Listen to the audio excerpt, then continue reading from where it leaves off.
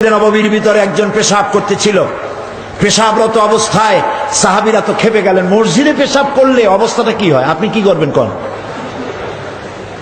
আমি বুঝি আপনারা কি করবেন। খামোখাই জ্বালাইতে পোড়াইতে চান। পেশাব করতে দেখলে তো কামই সেরে দিবেন। তারা সাহাবায়ে কেরাম অস্থির হয়ে গেলেন, পারমিশন চাইতে লাগলেন। হে রাসূল, পারমিশন দেন, আরে পেশাব জনমের মতো করাই দিই। রাসূলুল্লাহ বললেন, না, ডিস্টার্ব করো না। ডিস্টার্ব করলে লোকটা অসুস্থ হয়ে যাবে, তার সবটা কাজ হতে দাও। সবটা সে যখন আনলোড করেছে, তারপরে রাসূলুল্লাহ তাকে কাছে ডাকলেন, জিজ্ঞেস করলেন, তুমি কি জানো এই যে কামটা করলা, এই জায়গাটা কি জায়গা? কই না, আমি বুঝি না এটা কি। তিনি বললেন, এটা মসজিদ, আমরা এখানে আল্লাহর সেজদা দেই, এটা নামাজের জায়গা। তুমি ভবিষ্যতে এইসব কাজ যখন করবা, কোনো ঘরের মধ্যে এভাবে আর করবা না। লোকটি চিন্তা করলো যে আমি তো মনে করছিলাম মুহাম্মদ সাল্লাল্লাহু আলাইহি ওয়াসাল্লাম বাদশাহ, তো বাদশাহ হলে তো আমার কল্লা এতক্ষণ গড়াগড়ি যাইতো, আমি মসজিদে পেশাব করছি, আমার তো উপায় ছিল না। লোকটি বলল, আমি বুঝতে পেরেছি মুহাম্মদ সাল্লাল্লাহু আলাইহি ওয়াসাল্লাম আপনি সাধারণ কোনো বাদশাহ নন, আপনি আল্লাহর নবী। লা ইলাহা ইল্লাল্লাহু মুহাম্মাদুর রাসূলুল্লাহ। নবী করিম সাল্লাল্লাহু আলাইহি ওয়াসাল্লাম সাহাবায়ে কিরামদের দিকে ফিরে বললেন, ইন্নামা বুইসতুম মুয়াসসিরিন। ও সাহাবীরা, আল্লাহ তোমাদেরকে সহজ করতে পাঠাইছেন, কঠিন করার জন্য পাঠান নাই। মানুষের প্রতি মহব্বত করো, ভালোবাসা দাও, তাদেরকে মমতা দাও। যখন কোনো বাহিনী কোথাও তিনি পাঠাতেন, বলতেন বাশশিরু ওয়ালা তুনাফিরু, ইয়াসসিরু ওয়ালা তুআসসিরু।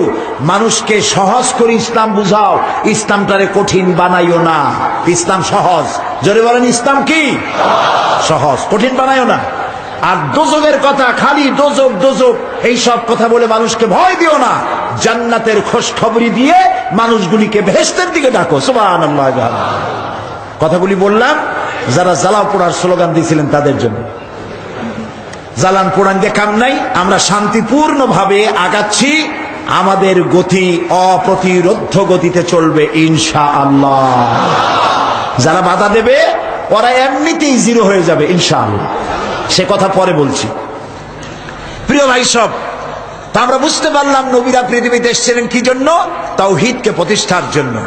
আল্লাহ পাক তার নবীকে বলছেন, আপনি বলুন, কুল ইয়া আহলাল কিতাবি তাআলাউ ইলা কালিমাতিন সাওয়াইন বাইনানা ওয়া বাইনাকুম আল্লা না'বুদা ইল্লাল্লাহ ওয়ালা নুশরিকা বিহি শাইআ ওয়ালা ইয়াত্তাখিযা বা'দুনা বা'দান আরবাবাম মিন দুনিল্লাহ। হে নবী, আপনি বলুন, হে আহলে কিতাব, হে কিতাবধারীরা, তাআলাউ ইলা কালিমাতিন সাওয়াইন বাইনিনা ওয়া বাইনাকুম। এসো তোমরা আর আমরা এমন একটা কথায় একত্রিত হই যা তোমাদের জন্য এবং আমাদের জন্য সমানভাবে প্রযোজ্য। সেটা কি? আল্লাহ না'বুদা ইল্লাল্লাহ। তিনটা কথা আল্লাহ বললেন গোটা পৃথিবীর মানুষের ঐক্যের জন্য। কয়টা কথা বলেছেন? তিনটে কথা, ঐক্য এবং শান্তি। ঐক্য এবং শান্তি, আল্লাহর দেওয়া ফর্মুলা ছাড়া ঐক্য হবে না, শান্তিও হবে না। ঐক্য এবং শান্তির জন্য পৃথিবীতে বহু চেষ্টা করা হয়েছে, কিন্তু ঐক্য হয়নি। তাহসাবুহুম জামিআন ওয়া কুলুবুহুম শাত্তা। দেখা যায় এরা সব ইউনাইটেড, কিন্তু তাদের কলিজা একজন থেকে আরেকজনের কলিজা যোজন যোজন দূরে। মানুষের শান্তির জন্য মানুষেরা অনেক চেষ্টা করেছে। ন্যাটো করেছে, আসিয়ান করেছে, সার্ক করেছে, এরপরে ইউনাইটেড নেশনস অর্গানাইজেশন করেছে, লিগ অব নেশনস করেছে। পৃথিবীর মানুষের শান্তি আসছে? বলেন, আসতে কইলেন কেন? শান্তি আসছে? আসে নাই। পৃথিবীতে যুদ্ধ হলো, প্রথম বিশ্বযুদ্ধ। আর যাতে যুদ্ধ না হয় সেই জন্য লিগ অব নেশনস তৈরি হলো। প্রথম বিশ্বযুদ্ধে বহু লোক মারা গেল, আর যাতে যুদ্ধ না হয় লিগ অব নেশনস তৈরি হলো। এরপরে 1935 সনে যুদ্ধ শুরু হলো, সেকেন্ড গ্রেট ওয়ার চলল। এই যুদ্ধ 1945 সন, একটানা 6 বছরের যুদ্ধে লক্ষ লক্ষ মানুষ মারা গেল, কোটি কোটি বনি আদম ক্ষতিগ্রস্ত হলো, হাজার হাজার বিলিয়ন মিলিয়ন ট্রিলিয়ন টাকার ক্ষতি হলো বিশ্ববাসী।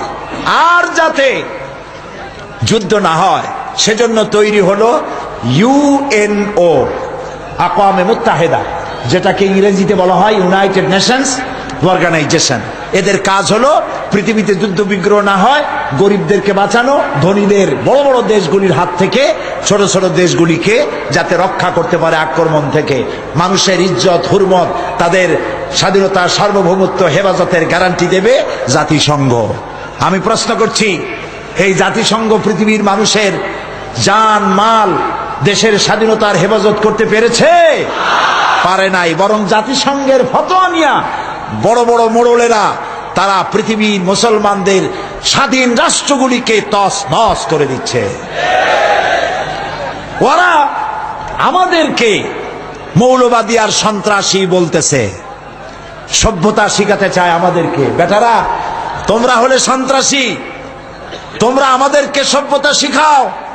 সভ্যতা শেখার জন্য আজকের আমেরিকা এবং ব্রিটেনকে ইসলামের দরওয়াজায় ভিক্ষুকের মতো দাঁড়ায় থাকতে হবে। নবী করিম সাল্লাল্লাহু আলাইহি সাল্লামের কাছে যুদ্ধবন্দীরা যখন আসতো, যুদ্ধবন্দীদেরকে তিনি সম্মান দিতেন, তাদের খাবার দিতেন, পরার দিতেন, তাদেরকে মারধর করতে দিতেন না। এবং যুদ্ধবন্দীদেরকে বলতেন, যুদ্ধবন্দী একটা বন্দী যদি 10 জন নিরক্ষর লোককে স্বাক্ষর জ্ঞান শিখাইতে পারে তাহলে এর বিনিময় বন্দীকে মুক্ত করে দেওয়া হবে। এ ছিল কার নীতি? রাসূলের নীতি। আর যে আমেরিকা আজকে মুসলমানদেরকে শিখাইতে আসছে, এরাকে কি কাজ করেছে তারা? আল গরিব জিন্দানখানা, আল গরিব কি কারাগার, এই কারাগারের ভেতরে মুসলমান কয়েদিদেরকে উলঙ্গ করে তাদের মুখের উপরে পেশাব করেছে। মুসলমান কয়েদিদের গলায় কুত্তার বেল্ট পরাইয়া তারপর রাস্তার উপরে টেনেছে। এগুলি কি বানায় বললাম না? ঠিক বলেছি? এগুলি সত্য কিনা? সারা দুনিয়া সাক্ষী, এ কাজ তারা করেছে। মুসলমানদেরকে আজকে চুপ করে বসে থাকতে হবে না, মুসলমানদেরকে ঐক্যবদ্ধ হতে হবে এবং বিশ্ব বিবেককে আবার জাগ্রত হতে হবে।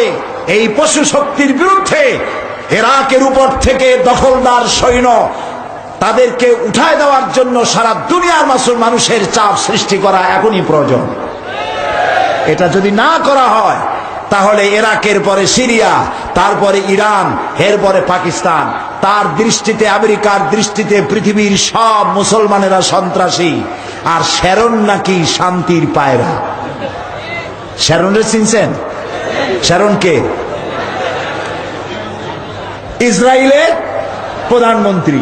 শ্যারন নাকি শান্তির পায়রা বলেছে কে? ওইটার নাম আমি নিলাম না।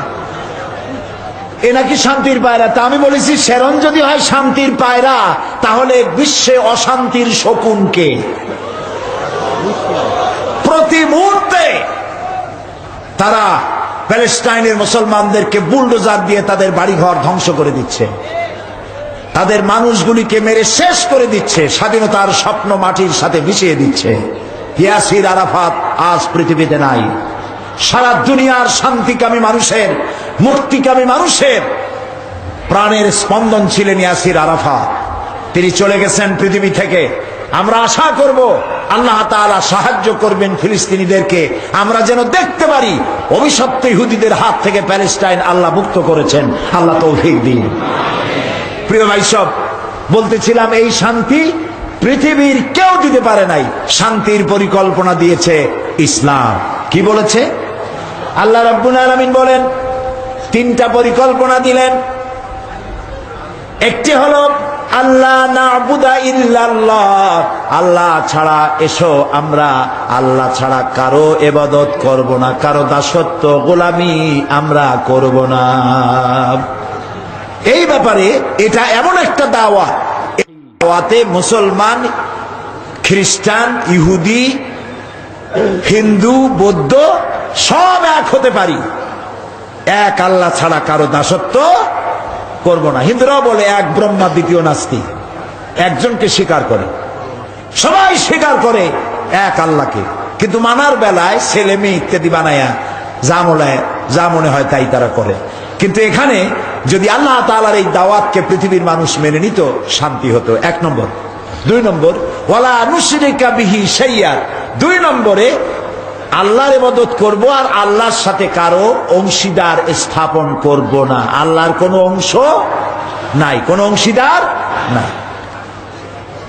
এরপরে 3 নম্বরে হচ্ছে ওয়ালা ইয়াত্তাখিযা বা'দুনা বা'দান আরবাবাম মিন দুনিল্লাহ, আর আমরা পরস্পরকে সুপার পাওয়ার হিসেবে মেনে নেব না। আমরা একে অপরকে রব হিসাবে, বৃহৎ শক্তি হিসাবে কাউকে মানি না। সুপার পাওয়ার বলতে কাউকে স্বীকার করি না। সুপার পাওয়ার এক সত্তা, তার নাম কি? আল্লাহ। যিনি ভাঙতে পারেন, যিনি গড়তে পারেন, যিনি হায়াত দিতে পারেন, যিনি মওত দিতে পারেন, সবকিছুর মালিক হচ্ছে সে আল্লাহ রাব্বুল আলামিন। সুতরাং আল্লাহ রাব্বুল আলামিনের প্রতি ঈমান এনে এইভাবে করে এই দাওয়াত যদি মানুষ গ্রহণ করত, সমস্যা হতো না।